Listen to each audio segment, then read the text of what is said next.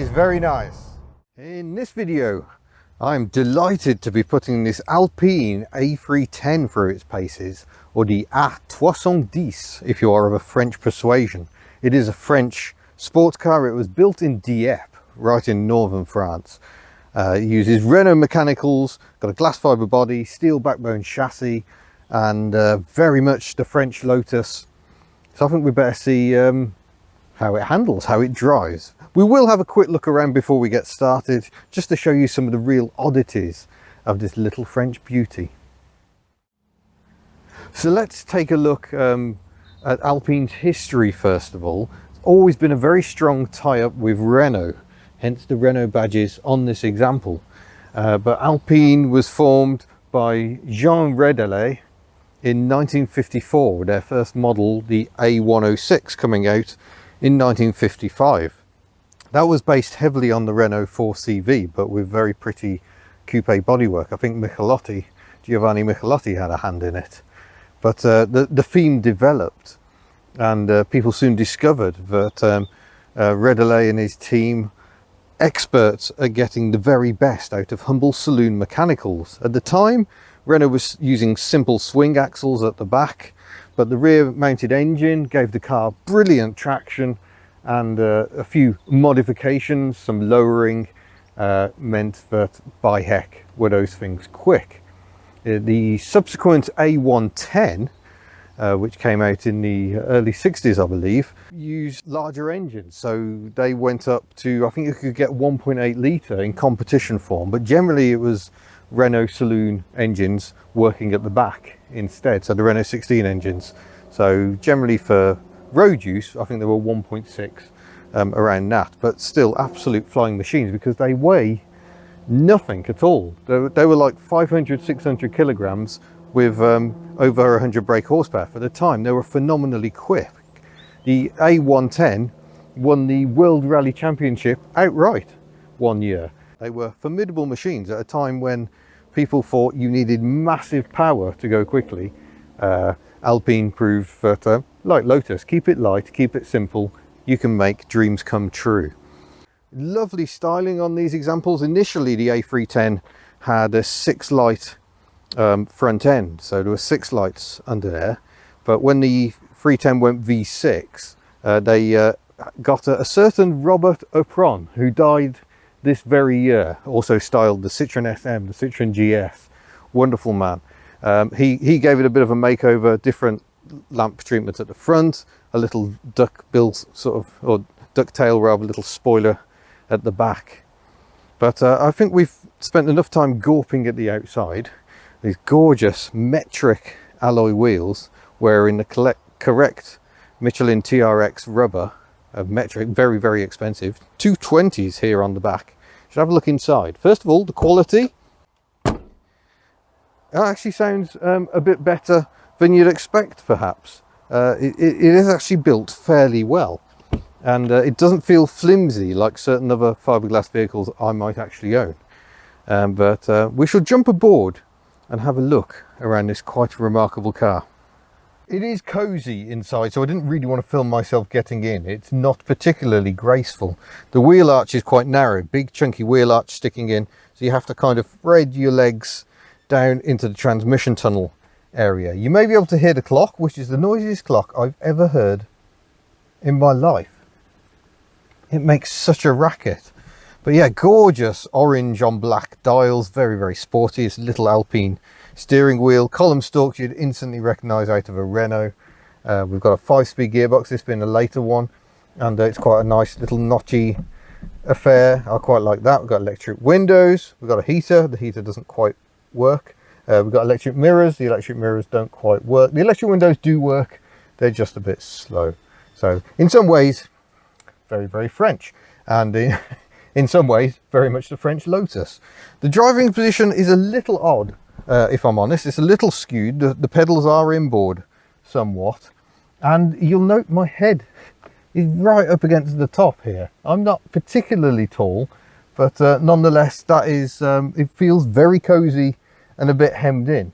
But once you're actually traveling down the road, very comfortable. The car's got very long legs, and so have I, and I fit quite comfortably. here, and you sort of settle in, it feels okay. You will notice there are actually 2 seats in the back, but I'm not sure I'm brave enough to try and get into them. They don't look the most spacious. That back seat looks painfully upright. It does fold down if you would rather just have a bit more luggage space. But as you can see, visibility is actually really good. We've got windows here, fairly decent sized rear window. So compared to a lot of supercars, it's actually quite easy to see out. That is not always the case. But I think we should probably get those wipers fired up into life. You'll notice the wipers sit opposite ends of the windscreen. And this being hub nut, I am utterly obsessed about windscreen wipers. So should we see them in action? See if the washers work. Yeah, there we go. There's some washer action. Look at that crazy. It's just, they're gonna hit, they're not gonna hit. Now, it's not a very practical wiper design, to be honest, because it always leaves this dribble right down the middle of the windscreen, and it also doesn't clear this corner. There's a massive corner of disappointment right in my face. But there you go. That's the wacky wipers of the Alpine. It's not just about the wipers though. I'll fire the thing up and you can have a good old listen.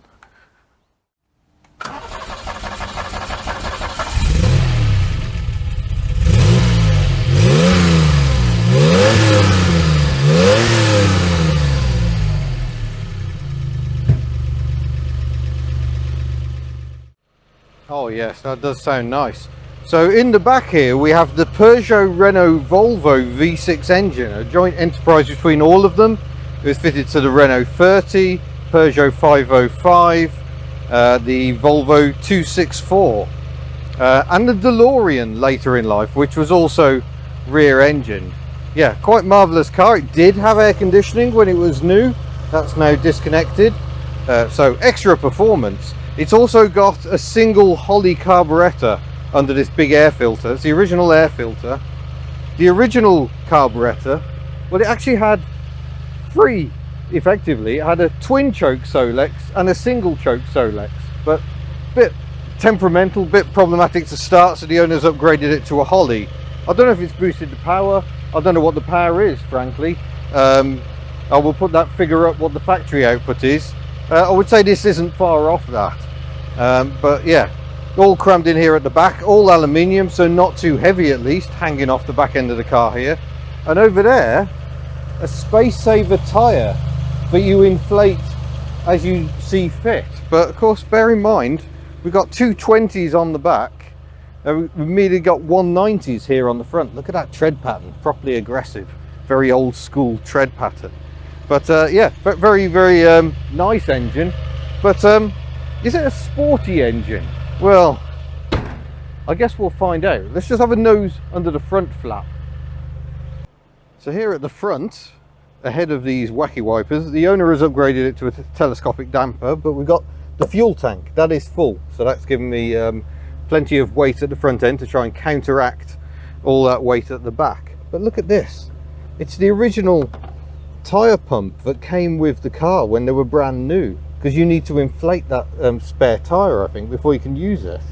That is a lovely item. And there's some stowage here, but to be honest, you're better off using the rear seats, I think. Getting the seatbelt on is the first challenge, but managed to overcome that minor difficulty. Put that on maximum cold, need some ventilation, and away we go. I just got to thread my foot through there, make sure I don't catch any wires. But yeah, pulling away. This is an engine that makes all the right noises. Is it actually that powerful? I'm not sure it really is, but Alpine were always the experts of getting the most fun per brake horsepower, a bit like Lotus. You know, a Lotus Elise has only 118 brake horsepower, I think it is. It's not really very much, but very tractable engine, which is perhaps why it's got such long gearing. And I think that says a lot about the car. It's not really trying to be an out-and-out sports performance machine. Very much got that Grand Cruiser vibe, which is why it's got the toys, the electric windows, the electric mirrors, air conditioning in this example. Sadly, not a car sold in the UK. We got the later GTA, a few hundred they managed to sell here over the years, but these earlier examples we didn't get at all. But let's drop a cargo and open her up a bit.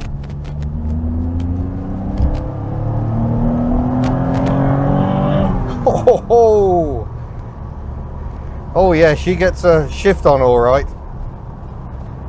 But what really amazes when you're driving down the road, it isn't so much the out and out grunt, it's how refined it feels. Yes, there's some wind noise, a fair bit. I think maybe the seal isn't perfect on this door, but the road noise is fairly quiet, and of course the engine is so far away, but that's fairly quiet. It's very peaceful. But of course it's more than that, it's how supple it is.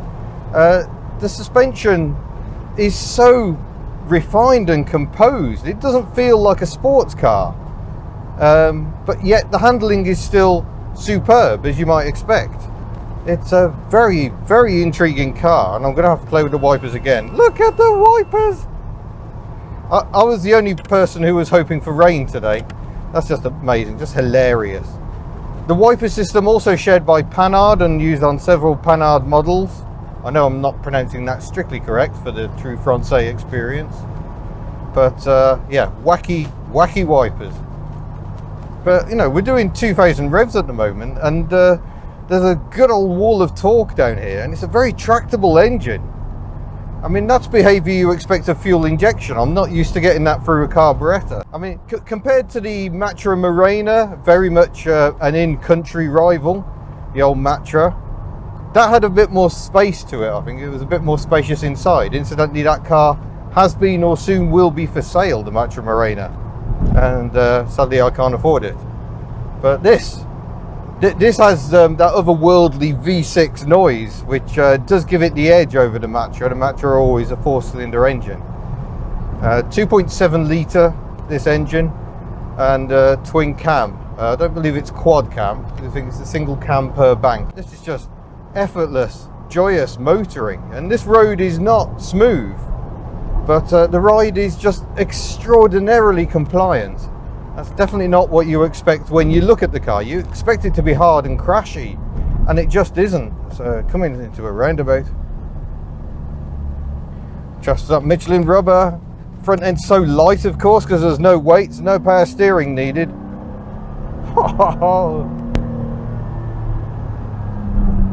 There's a lovely gruff engine note going on there.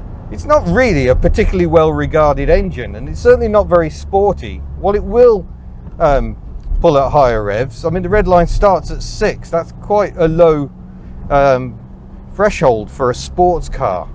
But of course it wasn't a sports car engine. It was designed for their luxury cars. It's just for Alpine saw an opportunity to get quite a lot more brake horsepower. I'm not sure I could really get on with this driving position. It is skewed across the car a bit for comfort. I don't feel I'm sitting square in the seat, but I suppose there's got to be some compromise when you've got such wheel arch intrusion. Oh yes, just grips and goes. Oh!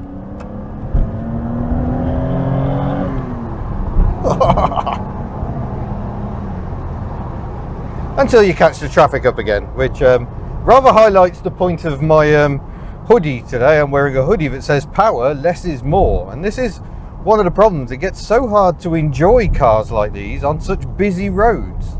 So the good thing about this car is it isn't a nightmare when you're having to do this. You don't feel like you have to absolutely whip it. It's a very likeable package.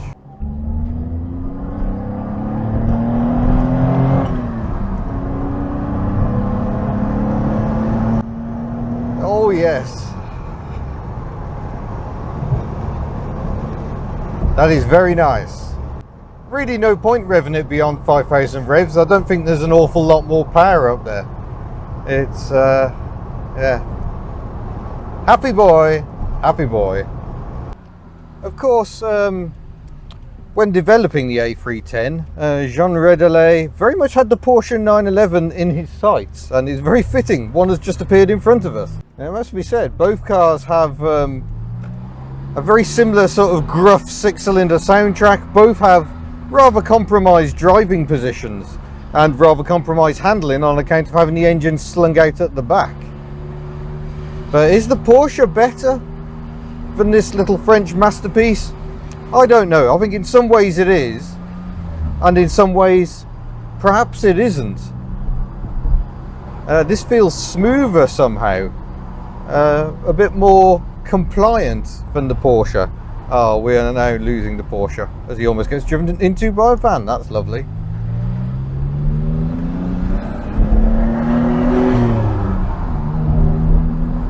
But yeah, that's an interesting comparison to make. I think on paper you'd pick the Porsche every time, but yeah, is that really the case? Wow, that was far from a level crossing, and this actually floated over it. I found a twisty road.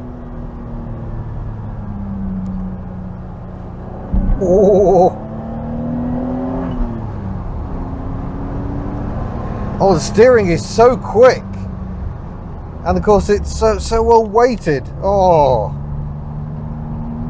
this is a fun road. Oh, I'm always in the wrong gear because it's so tall. That second and third I'm flitting between there.